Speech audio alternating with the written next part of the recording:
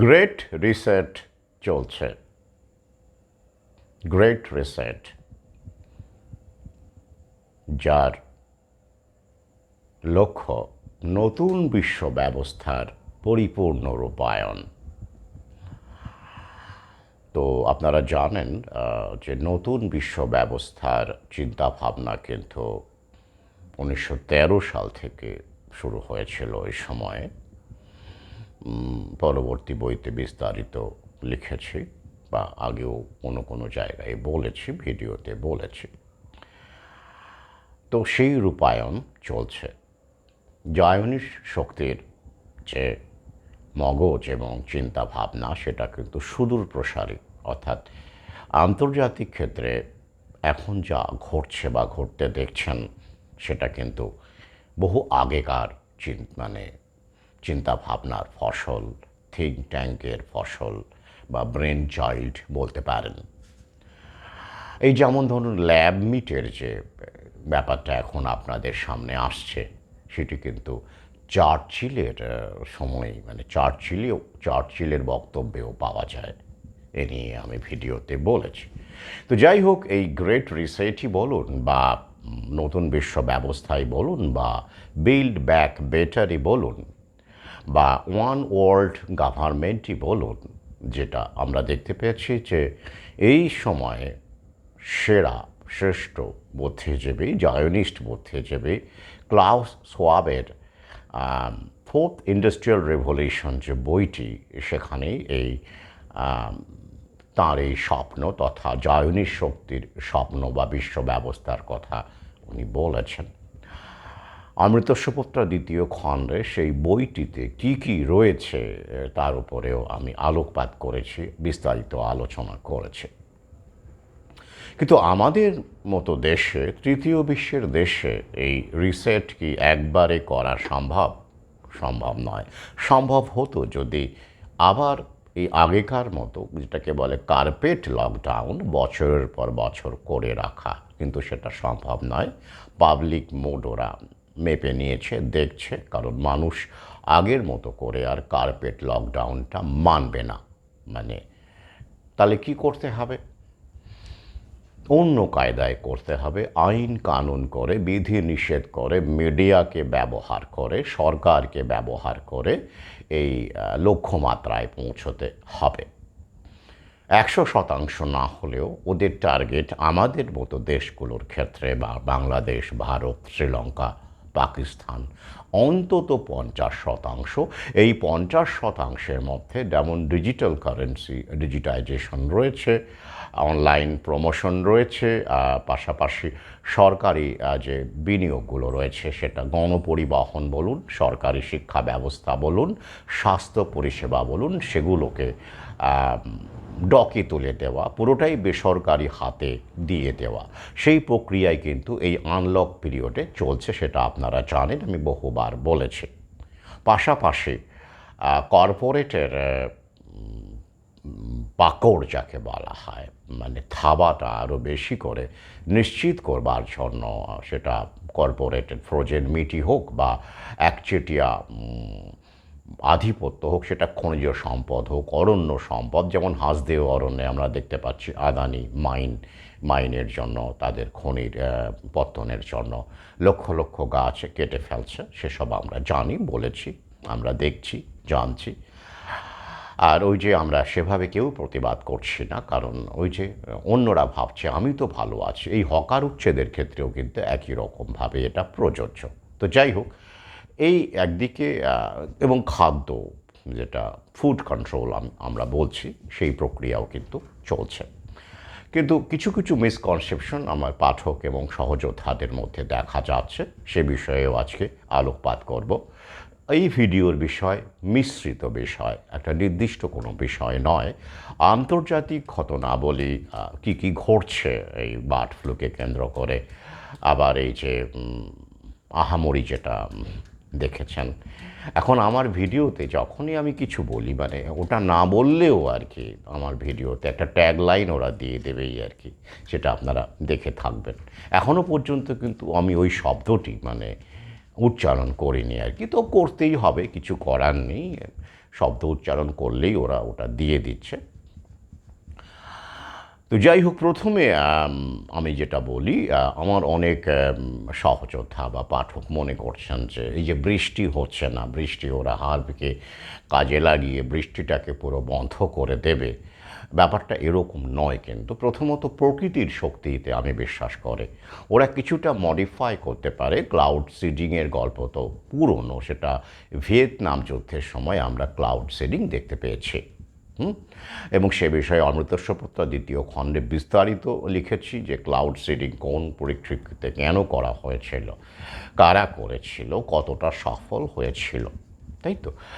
তো স্বাভাবিকভাবে দেখুন যে এই মুহূর্তেই ওরা মানে ধরুন প্রথমত যে প্রকৃতির যে শক্তি, আমরা তো প্রকৃতির শক্তিতে বিশ্বাস করি, তো আমরা কি করে এখন এতটা ভয় কেন পাচ্ছি?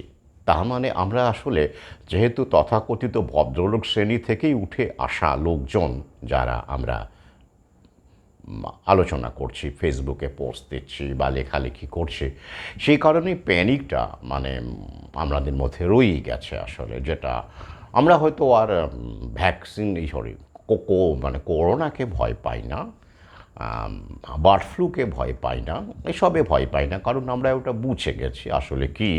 ওটা মিডিয়াকে কাজে লাগিয়ে যে আমাদেরকে প্যানিকবাজি করে ওদের ফার্মা কোম্পানির পোয়াবারও করা আর কি, ভ্যাকসিন মানে গুঁজে দেওয়া, সরকারকে হাইজ্যাক করে নিয়ে একটা রিপপুলেশন প্রোগ্রামের একটা অংশ আর কি, এজেন্ডা হিসেবে আমরা সেটা বুঝে গেছি। আমরা তাই এসব রোগকে আর ভয় পাই না, কিন্তু অন্য কিছুকে ভয় পাই। মানে ভয় আমাদের মধ্যেই রয়েছে।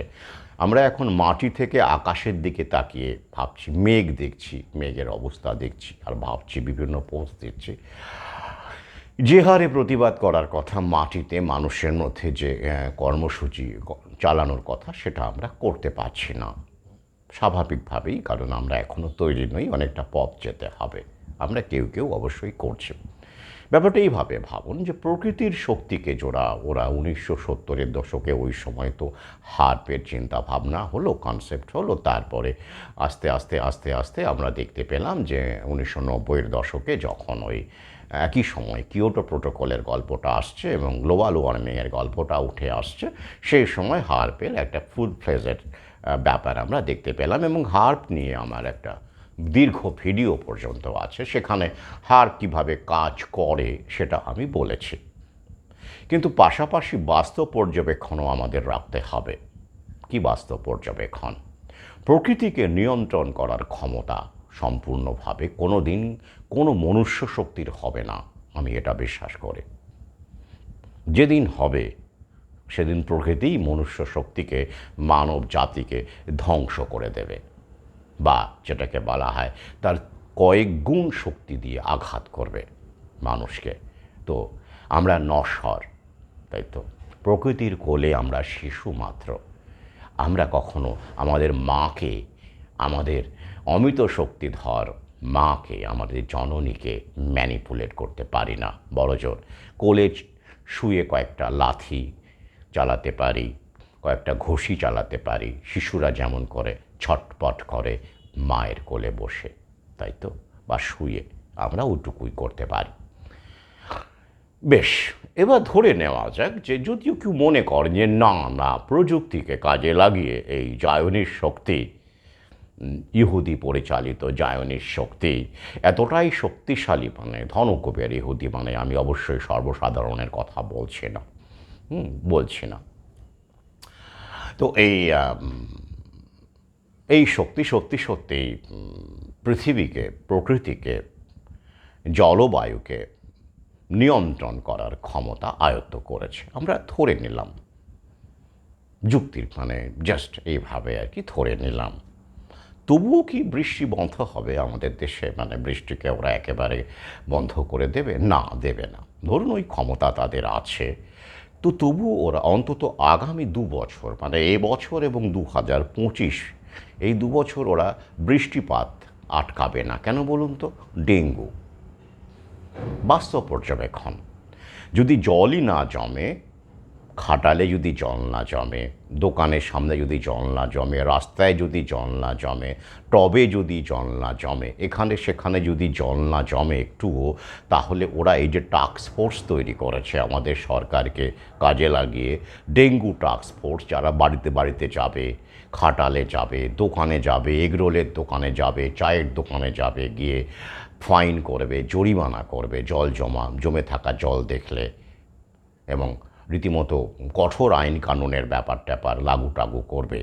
তো এই যে পরিকল্পনা করা হয়েছে, যেটা রিসেটেরই অঙ্গ, ছোট ব্যবসাদারকে ধ্বংস করা, বিনাশ করা এবং তাদের ভয় পাইয়ে আরও অনেক পদ্ধতি আছে। তো এইগুলো তো রূপায়ণ হবে না যদি বৃষ্টিটাই না হয়। এদিকে ভ্যাকসিন তো জোর কদমে প্রস্তুতি চলছে, তো ধরে নিন হয়েই গেছে। ওরা মানে আগে একটা সময় ছিল, এডওয়ার্ড জেনারের সময় ছিল যেটা, বা লুই পাস্তুরের সময় ছিল। আগে রোগ আসতো, রোগ থাকতো পৃথিবীতে, সেটাকে সামনে রেখে বিজ্ঞানীরা তার প্রতিষেধক বলুন বা ওই আগাম আর কি প্রতিষেধক ভ্যাকসিন তারা তৈরি করতেন। তো যেমন এডওয়ার্ড জেনারের ক্ষেত্রে আমরা দেখেছি, স্মল পক্স বা ভ্যারিওলার ক্ষেত্রে আমরা দেখেছি যে দীর্ঘ গবেষণার পরে তিনি এটা করেছিলেন, তাই তো। পাস্তুরের ক্ষেত্রেও আমরা দেখেছি। কিন্তু বর্তমানে কি হয় বলুন তো? বর্তমানে আগে ওরা বানিয়ে রাখে ব্যাপারটাকে আর কি, রেডি করে রাখে।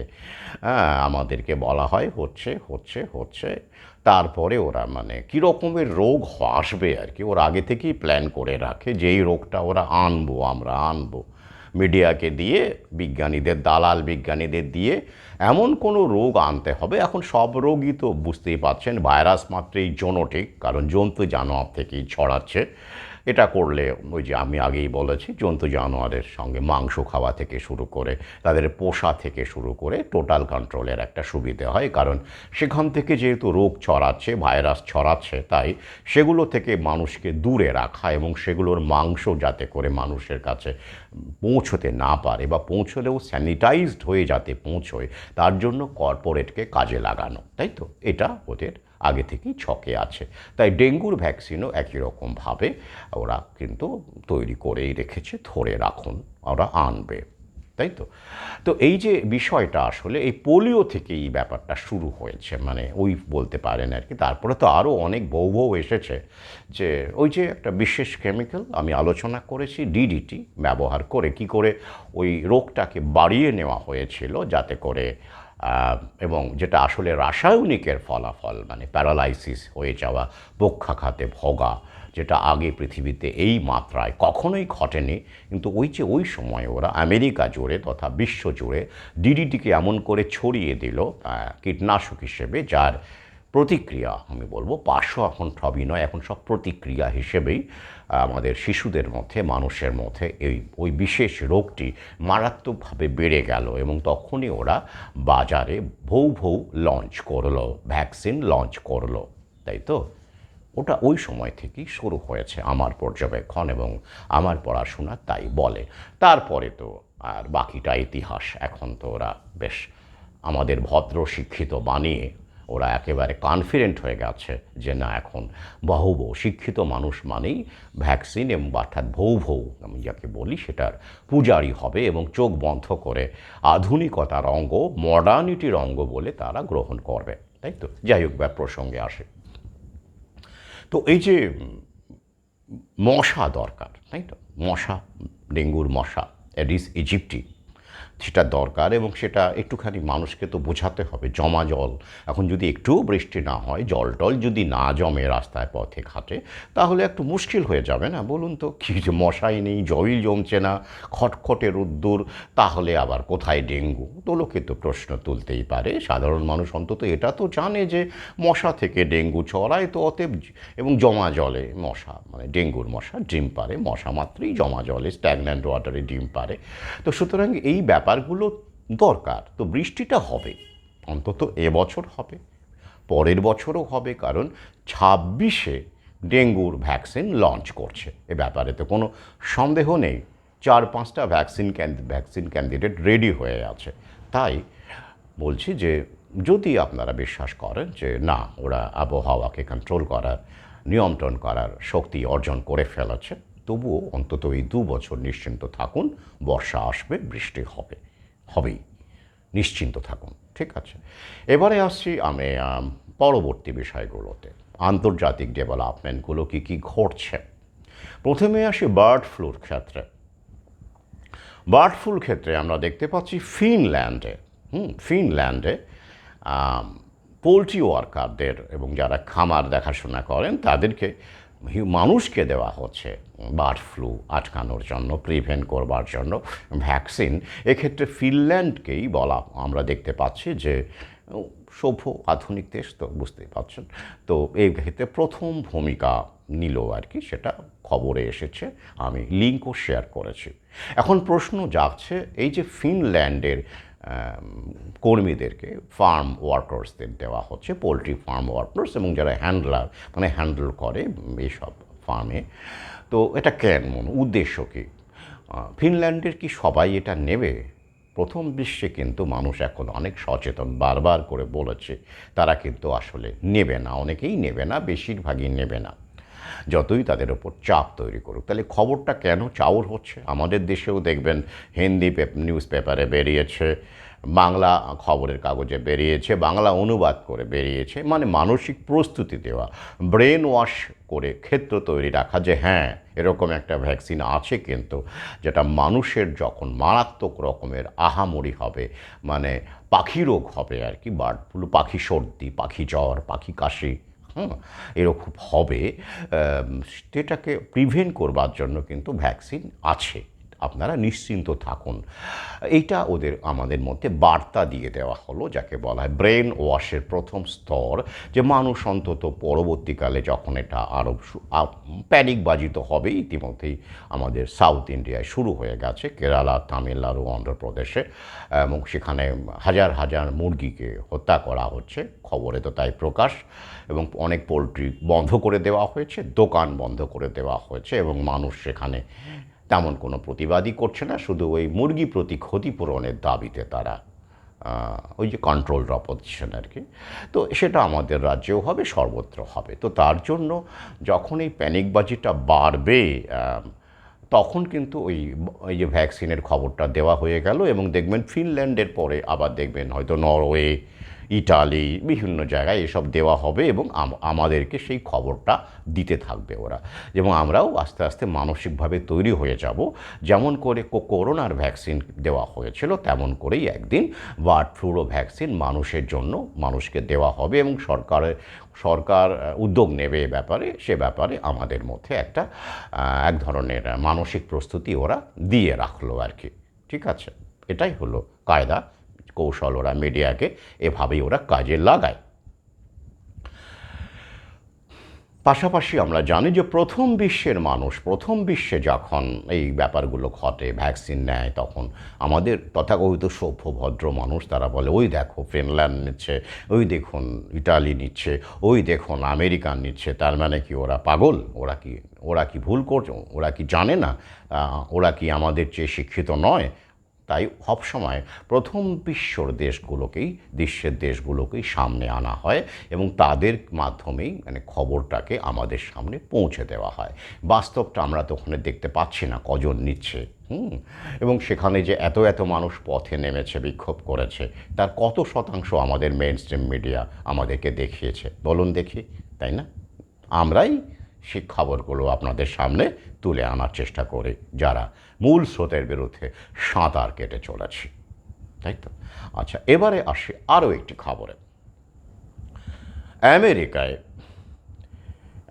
আবার এই করোনামৃত দেওয়া হবে আর কি, বুস্টার। আপনারা জানেন ওখানে 3 নম্বর বুস্টারও মানুষকে দেওয়া হয়েছে, সবাই অবশ্য নেননি, কিন্তু এবার পরবর্তী বুস্টার চলে আসছে, এই বছরেরই ফলে দেওয়া হবে আর কি, ওই ধরুন শরৎকাল অগাস্ট থেকে এরকম ওদের টার্গেট আছে, সেপ্টেম্বর থেকে টার্গেট রয়েছে।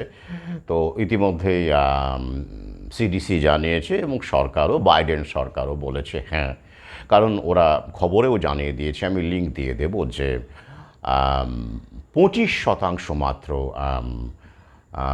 আমেরিকানের শরীরে নাকি এই যে নতুন যে ভ্যারিয়েন্টগুলো আসছে, যেমন ফ্লড, তো তার বিরুদ্ধে প্রতিরোধ করার ক্ষমতা আছে মাত্র 25% কোয়ার্টার সাবালকদের মধ্যে। আর যারা নাবালক মানে 18 বছরের নিচে তাদের মধ্যে মাত্র 14%-এর মধ্যে প্রতিরোধ শক্তি আছে। অর্থাৎ ওই যে বুস্টার ডোজের যে ক্ষমতা, মানে ওগুলো তো মেয়াদ থাকে না, ওরা তো চাইছে প্রতি বছরে মানুষ নিক, সেভাবেই ওরা এটাকে তৈরি করেছে। তো তার কার্যকারিতাটা, এফিক্যাসিটা ওয়েন করে যাচ্ছে, কমে যাচ্ছে, তাই তো?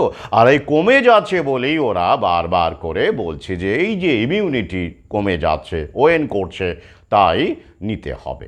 তো এই কারণেই ওরা আমেরিকায় দেওয়া শুরু করছে এবছরে। কি ভাবছেন? আমেরিকায় রিপাবলিকান পার্টির প্রভাব বাড়ছে এবং এই ভৌ বিরোধী মানুষের সংখ্যা বেড়েই চলেছে, এটা আমরা জানি, বহুবার বলেছি।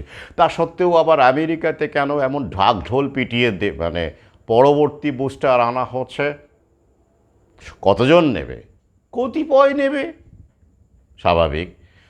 কারণ অনেক অবশ্য একদমই নেবে না তা নয়, বুঝতেই পারছেন, সেখানেও তো তথাকথিত মানুষ এখনও আছেন, সবার তো আর চোখ খোলেনি, তো তারা তো নেবেনি। পাশাপাশি এই যে বুস্টার ডোজ দেওয়ার ফলে, 2-3টে ডোজ নেওয়ার ফলে অনেকেরই তো আবার শারীরিক অবস্থার অবনতি ঘটছে প্রতিক্রিয়ার ফলে, আর পার্শ্ব বলবো না, প্রতিক্রিয়ার ফলে ঘটছে। তার ফলে তারা ভাবছেন যে এবার ভালো থাকতে গেলে নিতেই হবে, উপায় নেই, নিয়ে ফেলেছি যখন, এবার ওই নিতেই হবে, নিয়ে যেতেই হবে। এই যে একটা মানসিকতা কিন্তু কাজ করবে অনেকের মধ্যে, করছে, আমাদের দেশেও করবে। কারণ ওরা তো বডিটাকে হাইজ্যাক করে নিয়েছে, তাই নয় কি? হাইজ্যাক করে নিয়েছে। তার ফলে এটা কিন্তু আগামীতে ঘটতে পারে, সেটা কিন্তু ওরা জানে।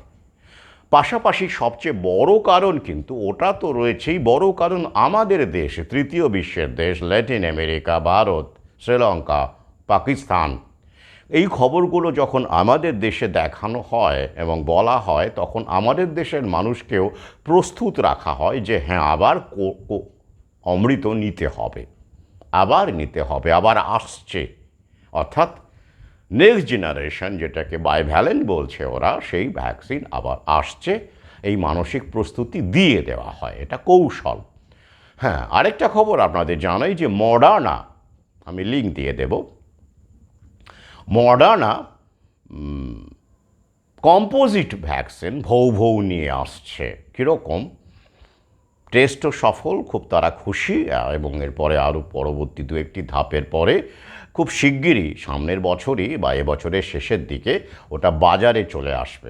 প্রথম বিশ্বে আসবে, তারপরে আমাদের দেশে আসবে কম্পোজিট ভ্যাকসিন, কম্পোজিট ভৌ। সেটা কীরকম? একই সাথে মানে করোনার যে ভ্যারিয়েন্টগুলো আছে তার বিরুদ্ধেও কাজ করবে, আবার ফ্লু মানে ইনফ্লুয়েঞ্জা যেটা, হ্যাঁ, এই যে ইনফ্লুয়েঞ্জা, বার্ড ফ্লুটাও H5N1 এটাও ইনফ্লুয়েঞ্জা, কিন্তু ইনফ্লুয়েঞ্জা এ বলা হচ্ছে, বুঝলেন তো? তো এই দুটোকেই মানে ইনফ্লুয়েঞ্জাকেও ট্যাকল করবে, আবার বার্ড ফ্লুকেও ট্যাকল করবে। দুর্দান্ত শক্তিশালী কার্যকরী ভ্যাকসিন, এবং এটা mRNA প্ল্যাটফর্মের ওপরে, অর্থাৎ মেসেঞ্জার RNA অমৃত, যেটা মডার্না। এই মেসেঞ্জার RNA ভৌভের ক্ষেত্রে মডার্না আপনারা জানেন যে পায়োনিয়ার বলা হয়, আপনারা জানেন। এবং অমৃতসরপত্রা 2য় খণ্ডে আমি যে mRNA ভ্যাকসিনের টেকনোলজিটা আলোচনা করেছি সবিস্তারে, ছবি দিয়ে কিভাবে mRNA ভ্যাকসিন তৈরি করা হচ্ছে তথ্যসূত্র দিয়ে, সেটা কিন্তু মডার্না ঠিক যে পদ্ধতি, সেই পদ্ধতিতেই আমি রেখেছি তথ্যগুলো। মডার্না কীভাবে mRNA ভ্যাকসিন তৈরি করলো আর কি।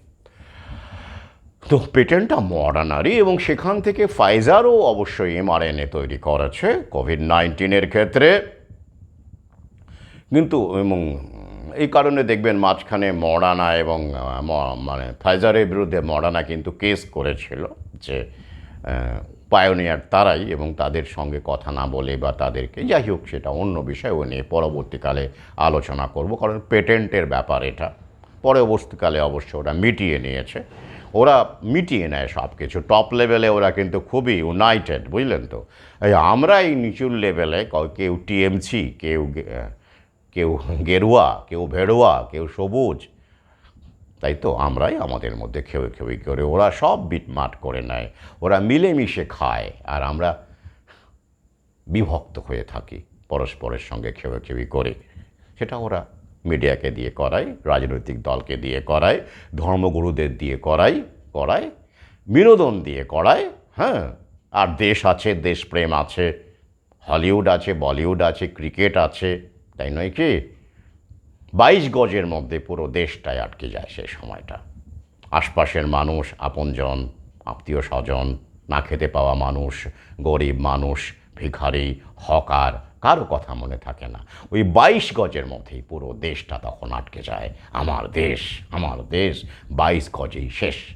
আমার দেশ, আমার দেশ, 22 গজেই শেষ। তাই তো? সে তো আমরা দেখছি। এবং এই কারণেই মহাকালের লীলাতে আমরা যেদিকে যাওয়ার কথা সেদিকেই যাচ্ছি। তো যাই হোক, এবারে আসছি এটা মডার্নার খবরে আমি আলোচনা করলাম। এবার আর একটা প্রশ্ন অনেকে করছেন, আরও আমি দুটো বিষয় আলোচনা করে আজকের ভিডিও শেষ করব। একটি বিষয় হলো হকার উচ্ছেদ, যেটা অনেকেই বলছেন আগেও তো হয়েছে, ও কিছু করতে পারবে না। আমাকে অনেকে প্রশ্ন করেছেন, সেই উত্তরটা দেব। ব্যাপারটা কি, এবারে কি আগের মতোই হবে? মানে হাতিবাগানে হকার উচ্ছেদ তো আগেও হয়েছে, আবার তো হকাররা ফিরে এসেছে, সেরকমই কি হবে, না একটু অন্যরকম হবে এবারে? প্রথম এই আলোচনাটা থাকছে। তার পরবর্তীকালে আলোচনা থাকছে যে এই যে আপনি বলেছেন, দ্বিতীয় খণ্ডেও বলেছি বা পোস্টেও বলেছি যে গরু পোষা নিষিদ্ধ হবে, বা এই ব্যাপারগুলো মানে মুরগির খাবার করা নিষিদ্ধ হবে, বা এগুলো কি মানে বন্ধ হবে আর কি, নিষিদ্ধ নয় বন্ধ হবে। এগুলো কি করে ওরা আইন করে বন্ধ করতে পারবে? কিভাবে ওটা করবে? আসছি আমি সেই আলোচনায়। এই দুটো আলোচনা করব এখন। প্রথমত বলি, এবারের হকার উচ্ছেদ কিন্তু আগের বারের মতো নয়। খেয়াল করে দেখবেন, আগে যত হকার উচ্ছেদ অভিযান হয়েছে সবই কলকাতা কেন্দ্রিক হয়েছে। কলকাতা কেন্দ্রিক, মূলত হাতিবাগান, শ্যামবাজার, এই এলাকাগুলো হয়েছে। সমস্ত রাজ্য জুড়ে কি হয়েছে? এবার দেখুন বোলপুরেও কিন্তু ফুটপাতের দোকান ভাঙা হয়েছে। আপনারা জানেন, জলপাইগুড়ি থেকে শুরু করে কোচবিহার, বিভিন্ন জায়গায় কিন্তু আমরা এই হকার উচ্ছেদের ছবি দেখতে পাচ্ছি। এবং এরপরে আমরা অবধারিতভাবে যে স্টেশনগুলোতে এখনও হকার আছে, সাউথ ইস্টার্ন স্টেশনগুলোতে হকার আর নেই, আমি দেখেছি, আপনারাও দেখে থাকবেন। কিন্তু শিয়ালদা লাইনে মেন সেকশনে, এদিকে ধরুন ডায়মন্ড হারবার পর্যন্ত যে ট্রেন লক্ষ্মীকান্তপুর যাচ্ছে যে ট্রেনগুলো, বা এদিকে কৃষ্ণনগর, রানাঘাট, এই যে লাইনটা রয়েছে, সেখানে স্টেশনগুলোতে দেখবেন এখনও হকার আছে, ফুটপাথ স্টল আছে, তাই তো? সেগুলো কিন্তু ওরা তুলবে আস্তে আস্তে। হ্যাঁ, সেই আপনারা এবছরই দেখতে পাবেন এই কার্যক্রম রেডি হয়ে আছে। তো তাহলে পার্থক্যটা কি? ওগুলো কিন্তু আগেকার রিহার্সেল ছিল মাত্র। যেমন বার্ড ফ্লু আগে যেগুলো যতবার আমাদের দেশে এসছে, এগুলো রিহার্সেল ছিল। ওরা দেখে নিচ্ছিল কতজন মানুষ মানে, কতজন মাংস খায়, কতজন ভয় পায়, কত পার্সেন্টেজ ভয় পায়, কত মুরগির মালিক, খামারের মালিক আত্মহত্যা করে, সুইসাইড করে, এগুলো ওরা দেখে নিচ্ছিল আর কি। বাজারটাও দেখে নিচ্ছিল। তো ওরা দেখে নিয়েছে, হকারের ক্ষেত্রে ওরা দেখে নিয়েছে। তাহলে এবারে কিভাবে ওরা নামবে, আমি আমার পর্যবেক্ষণ রাখছি। প্রথমত, ওরা স্মার্ট সিটি করতে চাইছে, এবং আগামীতে আপনারা ইউরোপে যেমন দেখতে পেয়েছেন 15 মিনিট সিটি, সেটা নিয়ে আমি অন্য ভিডিওতে আলোচনা করেছি 15 মিনিট সিটিটা কী। তো সেগুলো আমাদের দেশেও আস্তে আস্তে লাগু হবে। Fossil fuel, zero carbon emission, এসব মডেল লাগু করার চেষ্টা করবে। তো তার অবিচ্ছেদ্য অঙ্গ হচ্ছে এই হকার উচ্ছেদ করা। তাই শুধু পশ্চিমবঙ্গ নয়, বা শুধু কলকাতা নয়, দেশের সর্বত্রই অভিযান চলবে। কিন্তু একবার অভিযান করলেই কি ব্যাপারটা মিটে যাবে? না না না, এখানে রাজনৈতিক দলেরও কিন্তু একটা স্বার্থ আছে। কীরকমভাবে? এমনিগুলো হবে না। ওরা এবার বিভিন্ন জায়গার হকারকে তুলে দিয়ে ওরা সরকারি খরচে, এবং এই খরচটা অ্যাকচুয়ালি সরকার বুঝায়নি শক্তি দেবে আর কি, সরকারকে নির্দেশ দেবে যে ওরা একটা ছাদের তলায় যেমন করে কমপ্লেক্স তৈরি হয়, যেমন করে মল তৈরি হয়, মলের অধীনে বিভিন্ন রকম দোকান থাকে দেখবেন, বড় বড় বিল্ডিংয়ে 5 তলা 10 তলা, তো তেমন করেই হকার্স কর্নার বলে ওরা বানাবে। সেটা নিশ্চয়ই 10 তলা হবে না, বিভিন্ন এলাকায় বানাবে, এবং সেখানে কিন্তু সব হকার জায়গা পাবে না। যারা রাজনৈতিক দলের সঙ্গে, এবং আছে শুধু তাই নয়, রাজনৈতিক দলের সঙ্গে থাকলে হবে না, মানে শাসক শ্রেণীর সঙ্গে থাকলেই হবে এমন নয়। যার টাকা আছে দেখবেন, কিছুটা টাকা তো সবাই কেউ না কেউ জমিয়েছেন, তাই না? এতদিনে লড়াই করে, সংগ্রাম করে, ঘাম ছড়িয়ে সেই সর্বস্ব দিয়ে তাদের ওই দোকান ঘরগুলো কিনতে হবে। এতে কাদের লাভ হবে? ওই তো লিজ আর কি, 99 বছর এরকমভাবে ওরা, তাতে কাদের লাভ হবে? কেন রাজনৈতিক দলের লাভ হবে, তারা কামাবে ওখান থেকে। তাহলে ধরুন একটা এলাকায়, ধরুন হাতিবাগান এলাকায়, ধরুন সেখানে 5,000, আমি কম করে বললাম, 5,000 হকার আছে।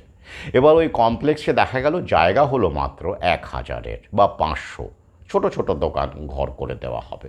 সেগুলোকে বিনা পয়সায় দেবে। এরকম দেখবেন অনেক দোকান ঘর বিভিন্ন জায়গায়, স্টেশনের আশেপাশে, বেলঘড়িয়াতেও হয়েছে। সেখানে দোকান পিছু 30,000 টাকা, 25,000 টাকা এসব নেওয়া হয়েছে। টাকাগুলো কারা নিয়েছে? উত্তর জানেন না। এ একটা সুবিধা রাজনৈতিক দলের আছে কামানোর। পাশাপাশি কি বলুন তো, এক ছাদের তলায় নিয়ে এলে টোটাল কন্ট্রোলের সুবিধে হয়, গুঁজে দেওয়ার সুবিধে হয়। বিচ্ছিন্ন থাকলে সেলফ এমপ্লয়মেন্টের জায়গাটা থাকে, অর্থাৎ সেলফ অ্যাসার্ট করার জায়গাটা থাকে, কন্ট্রোল থাকে না। তাই এক ছাদের তলায় একটা হুইসেল বানিয়ে যেমন পুরো বাজিয়ে খুব সহজেই বন্ধ করে দেওয়া যায়, লকডাউন করে দেওয়া যায়। বিভিন্ন জায়গায় ছড়ানো ছিটানো হকার থাকলে তাদের বন্ধ করতে গেলে অনেক বেগ পেতে হয়, ঝামেলা না, মানে দেখছেন না ছড়িয়ে ছিটিয়ে আছে। তার চেয়ে এক ছাদের তলায় নিয়ে এলে ভ্যাকসিন বুঝতেও সুবিধা হবে, জ্ঞান দিতেও সুবিধে হবে, টোটাল কন্ট্রোলেও সুবিধা হবে, উপার্জনটাও ভালো হবে। তাই তো বুঝতে হবে তো। কিন্তু প্রশ্ন হচ্ছে যে এটাই, যে বাকি যারা জায়গা পাবেন না তারা ওই ভাণ্ডার দিয়ে চালাবেন, না প্রতিবাদ করবেন, বিক্ষোভ করবেন, নাকি আবার অন্য জায়গায় বসে পড়বেন? হ্যাঁ, সেটা সম্ভাবনা আছে, কারণ পেটের দায় তো বড় দায়। তাই এটা একবারে, মানে এক মাঘে শীত যাবে না।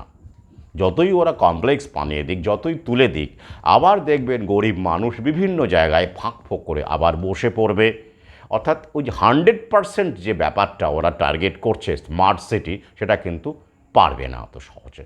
কারণ এই রেজিলিয়েন্সটা আছে এই মানুষের, তো তারা কিন্তু পেটের দায়ে আবার কিন্তু কোনো জায়গায় মেকশিফট ছাউনি বানিয়ে তারা কিন্তু দোকান লাগাবে। এটা খুব বাস্তব।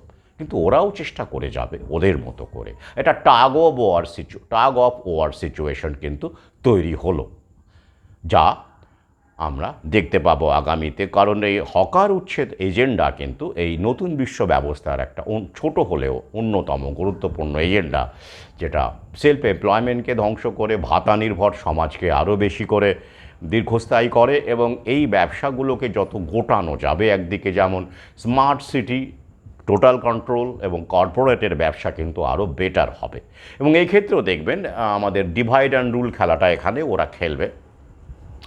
এই যে দেখবেন হাতিবাগান বা এইসব জায়গাতে দেখবেন বিভিন্ন বড় বড় দোকানের সামনে যেহেতু ফুটপাতে হকাররা বসে থাকে, তো বড় বড় দোকানদারদের মানে সমস্যা হয় আর কি ঢুকতে।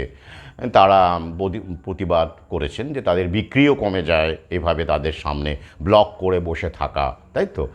তো স্বাভাবিকভাবে মানুষ তো আরও চায়, আরও চায়, আরও বেশি বিক্রি চায়। তো ওরা ভাবে যে হকারগুলো উঠে গেলে ওদের দোকানগুলো অনেক খোলামেলা হবে এবং অনেক বেশি বিক্রি হবে। বাস্তবটা ওরা জানে না। পরবর্তী টার্গেট ওরা থাকবে, শুধু টার্গেট হচ্ছে কি, শুধুমাত্র মল, বড় বড় মল, কর্পোরেট মল, অ্যাক্রোপলিসের মতো, আর অনলাইন। এটাই টার্গেট।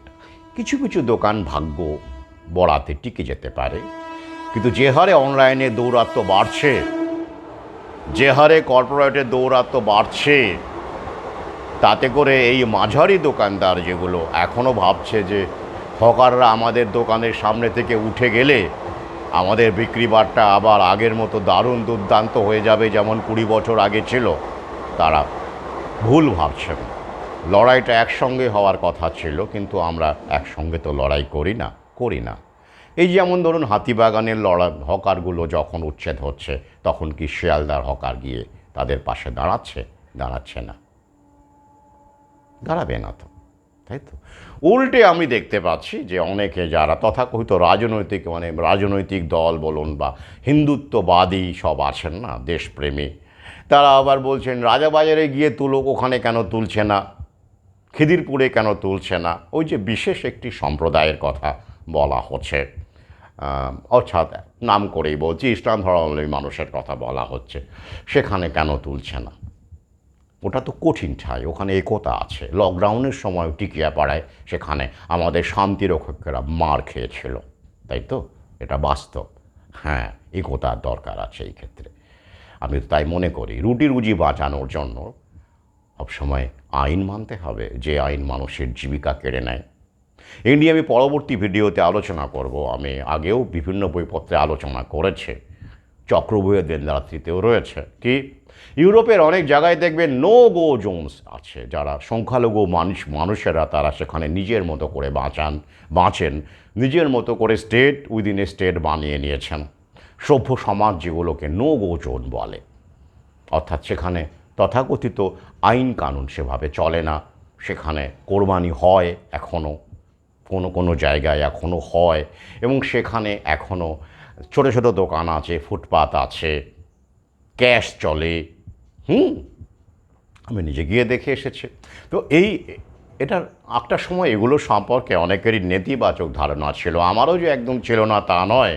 কিন্তু এখন আমি বুঝতে পারি যে এই জায়নিক শক্তির বিরুদ্ধে লড়াই করতে গেলে, আত্মরক্ষা করতে গেলে, নিজের সংস্কৃতিকে বাঁচিয়ে রাখতে গেলে, সুস্থ থাকতে গেলে, স্বাস্থ্যকে বজায় রাখতে গেলে এই ধরনের নো গো জোনসের দরকার আছে, যেগুলোকে আমরা সভ্য সমাজের মানুষ গভীরে না গিয়ে উপরে ভাবি। মিডিয়া যেভাবে আমাদের ভাবতে বলে, জায়নিক শক্তির নিয়ন্ত্রণে থাকা মিডিয়া আমাদের যেভাবে ভাবতে বলে, আমরা সেভাবেই ভেবে এদেরকে বর্বর, অসভ্য ইত্যাদি বলে দাগিয়ে দিই। বেআইনি, আইন মানছে না। কিন্তু আইনটাই যখন আমাদের স্বাস্থ্যকে ধ্বংস করে, ভৌ গুঁজে দেওয়ার কথা বলে, জীবিকাকে ধ্বংস করে, সেলফ এমপ্লয়মেন্টকে ধ্বংস করে, কর্পোরেটের পাল্লা ভারী করে, আমাদের দাস বানিয়ে দেয়, তো সেই আইন মেনে চলার কি কোনো যুক্তি আছে? আমি তো যুক্তি দেখি না। তাই এই নো গো জোনসেরও কিন্তু ইতিবাচক অনেক দিক আছে। আমি পরবর্তী কোনো ভিডিওতে সেটা আলোচনা রাখবো। মানে আমার দৃষ্টিভঙ্গি রাখবো, আপনারা আপনাদের দৃষ্টিভঙ্গি দিয়ে বিচার করে দেখবেন, প্রজ অ্যান্ড কনসটা বিচার করে দেখবেন যে আমি এটার মধ্যে কতটা সত্যতা আছে, এবং এটা অ্যাকচুয়ালি একটা আত্মরক্ষা কিনা জায়নিক শক্তির বিরুদ্ধে ইসলাম ধর্মাবলম্বী মানুষের এই যে তথাকথিত নো গো জোনস, সেটা এক ধরনের ডিফেন্স মেকানিজম কিনা, সেটা আপনারা নিজেরাই বিচার করবেন যখন আমি তথ্য দিয়ে আপনাদের সামনে তুলে ধরব। এবার আসছি শেষ অংশে। কি এই গরু পোষা, ছাগল পোষা, এইসব পশু প্রাণী যেটা মাংসের জন্য মানুষ পোষে, বা দুধ বিক্রির জন্য পোষে, মাংস বিক্রির জন্য পোষে, সেলফ এমপ্লয়মেন্টের জন্য পোষে, সেগুলো কি বন্ধ হবে আইন করে? না, ওরা অত বোকা নয়।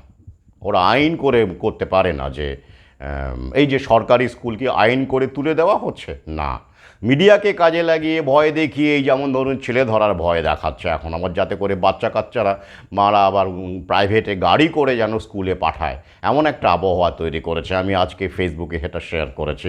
একটি স্কুল তারা জানিয়েছে যে বাচ্চা কাচ্চাদের নজরে রাখুন, আমাদের এলাকায় ছেলে ধরা দেখা যাচ্ছে, নিজেরা আসবেন, বাচ্চাকে সঙ্গে নিয়ে স্কুলে আসবেন, হ্যাঁ, ইত্যাদি ইত্যাদি, নইলে কিন্তু বিপদ হতে পারে, এবং সঙ্গে করে নিয়ে যাবেন, যেমন করে বেসরকারি স্কুলে হয়। তো এইগুলো তো সাধারণ মানুষের পক্ষে, যাদের বাবা মা দুজনেই চাকরি বাকরি করে বা কাজকর্ম করে, জীবিকা অর্জনের জন্য আজকাল তো সবাইকেই কিছু না কিছু করতে হচ্ছে, এমন অবস্থা। তো তারা কি করবে? এটা পারবেন? তখন তারা কি ভাববেন? ওই বেসরকারি স্কুলে গাড়ি করে নিয়ে যায়, কি ভালো, গাড়ি করে দিয়ে যাবে, গাড়ি করে নিয়ে যাবে।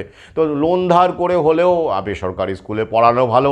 বাপরে, আমার বাচ্চা কাচ্চাকে যদি সব ছেলে ধরা তুলে নিয়ে যায়, এগুলো এই ধরনের বিভিন্ন রকমের ডেঙ্গু আসবে দেখবেন, আবার বার্ড ফ্লু আসবে।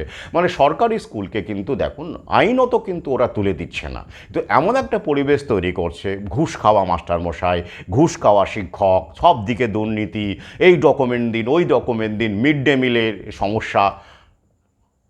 এইভাবে ওরা মিডিয়াকে কাজে লাগিয়ে কিন্তু বেসরকারিকরণের প্রসেস এবং সরকারি শিক্ষাকে লাঠি তোলার প্রসেসটা চালিয়ে যাচ্ছে।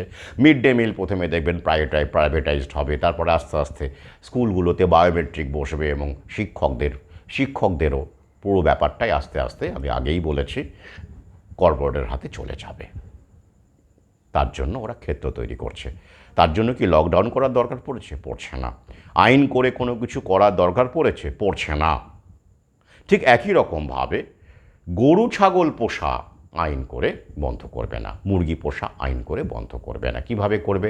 হাই ট্যাক্সেশন, ট্যাক্স বাড়িয়ে দেবে, এমনভাবে আইন করবে যে একটা গোয়ালা যে খাটালে হয়তো 10টা গরু রাখে বা 5টা গরু রাখে বা বাড়িতে একটা গরু রাখে, সেখান থেকে দুধ বিক্রি করে বা 2টো গরু রাখে, তো সে হয়তো দেখা গেল দুধ বিক্রি করে বছরে তার হয়তো মেরে কেটে 2,000 টাকা সে উপার্জন, 20,000 টাকা উপার্জন করে বা 15,000 টাকা উপার্জন করে বছরে, তাই তো?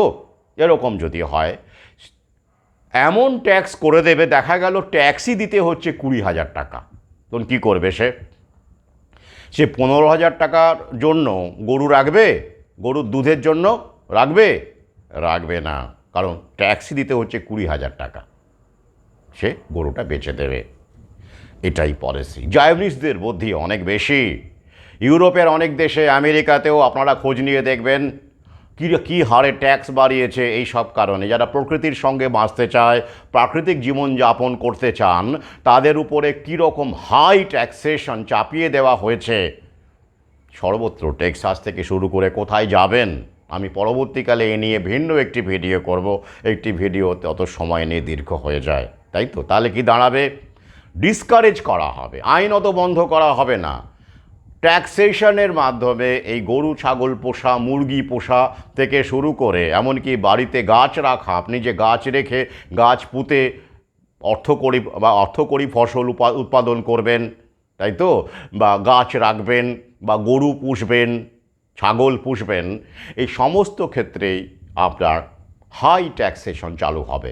2030-এর মধ্যে এটা দেখতে পাবেন, যাতে করে মানুষ এই গোয়ালায় বলুন বা যারা পোলট্রির ফার্ম রাখেন বলুন, বা যারা মাংসের জন্য ছাগল পোষেন, মুরগি পোষেন, গরু পোষেন, বিক্রি করেন, তাদের উপরে এই ট্যাক্সের ঘাড়া নেমে আসবে। তো কল্যাণ হতে, আর পাশাপাশি তো মগজ ধোলায় মিডিয়ার মাধ্যমে দুধ খেলে কি হচ্ছে, পাস্তুরাইজ দুধ খেতে হবে, গোয়ালার দুধ খেলে অ্যালার্জি হতে পারে, প্রবলেম হতে পারে, বার্ড ফ্লু হতে পারে, এগুলো তো চলবেই, তাই তো?